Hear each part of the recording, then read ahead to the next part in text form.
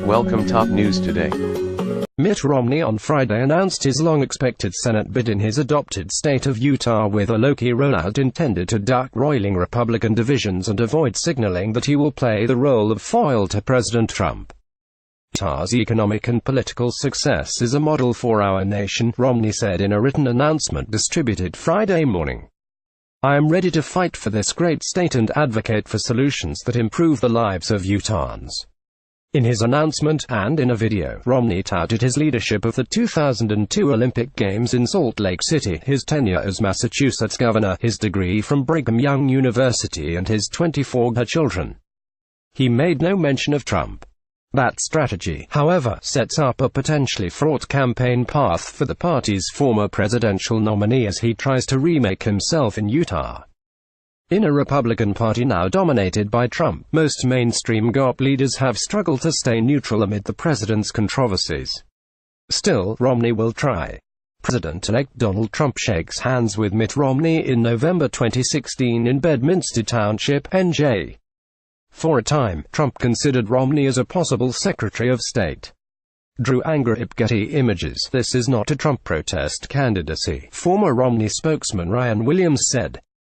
Romney is likely to face plenty of questions from reporters, and from within his own party, about his views on Trump and his past statements criticizing the president. In early sign of the challenge, Utah Republican Party Chairman Rob Anderson sharply criticized the two-time presidential contender on Wednesday as a political interloper who is disconnected from the state and a potential headache for Trump.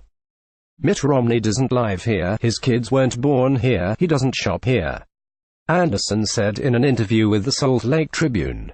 He compared Romney to Hillary Clinton, who grew up in Illinois but successfully ran for a Senate seat in New York in 2000 as a high-profile newcomer. If Romney's soft launch is any indication, a social media push in which the former Massachusetts governor reintroduced himself to Utah voters by video, he is not seeking out those questions as he begins his campaign. The video, produced by veteran Romney advisors and running over 2 minutes in length, recalled Romney's role in the Olympics and put an emphasis on Utah values. A Friday speech in Provo, Utah, at a GOP fundraiser, is also scheduled. His remarks there will steer clear of Trump and focus on how Congress could learn from the conservative state, several people close to Romney said. Romney's careful Utah debut, planned for months by his family and longtime aides, cannot paper over the reality of his return to politics. Many Republicans nationally are desperate for him to be a champion for the party's traditional beliefs and a counterbalance to the president on issues such as morality and Russian election interference. Romney, 70, has been a popular figure in Utah, if not a resident, for decades. Yet even there the race for the GOP nomination is unlikely to be the sleepy stroll to victory that some Romney allies are hoping for. Former White House chief strategist Stephen K. Bannon said in recent months that he would like to draft a populist candidate to oppose Romney in the Utah GOP primary race, but his falling out with Trump over journalist Michael Wolff's book, Fire and Fury, stalled that project. A number of little-known Republicans have announced Senate campaigns ahead of Romney. Mitt has the advantage in terms of name identification and resources, but he's got to connect with Utah, said Boyd Matheson, the opinion editor of the Deseret News and former chief of staff to Sen. Mike Lee Ruta. Matheson flirted with his own Senate campaign last year and spoke with Bannon about the possibility but decided against it. He's already been putting the shoe leather in getting around the state, and you can tell it'll be a Utah-centric campaign, Matheson said. A Salt Lake Tribune poll last month showed Romney with the support of 85% of Utah Republicans, and 18% of Democrats. Other Utah Republicans have encouraged Romney to run.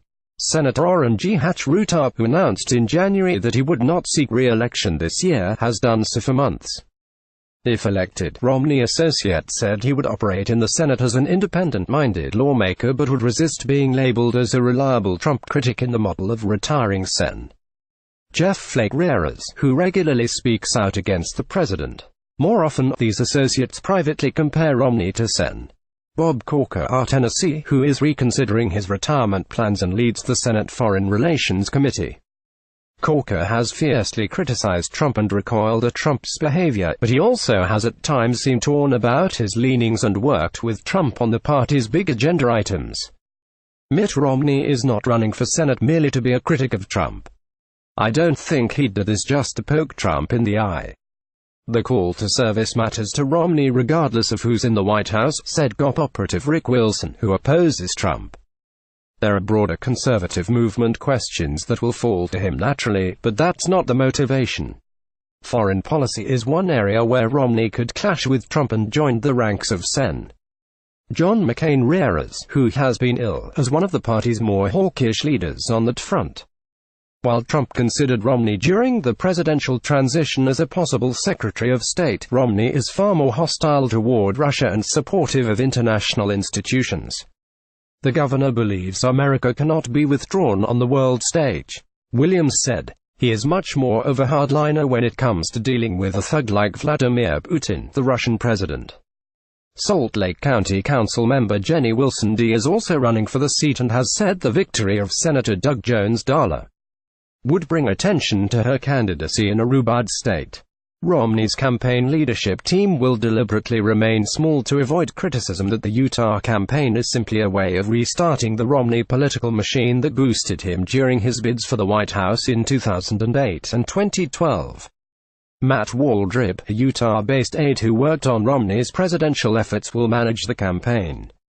M.J. Henshaw, a former aide to a Utah congressman, will be the spokesman. Consultant Will Ruta, who is close with Romney and his family, is handling media and digital activities through his firm Poolhouse, which produced the campaign's kickoff video. Romney confidants, such as strategist Beth Myers and financier Spencer Zwick, also will be involved. "Gone are the days of worrying about the 99 counties in Iowa," said former Romney campaign advisor Kevin Madden. "This time, it all comes down to crucial Salt Lake County."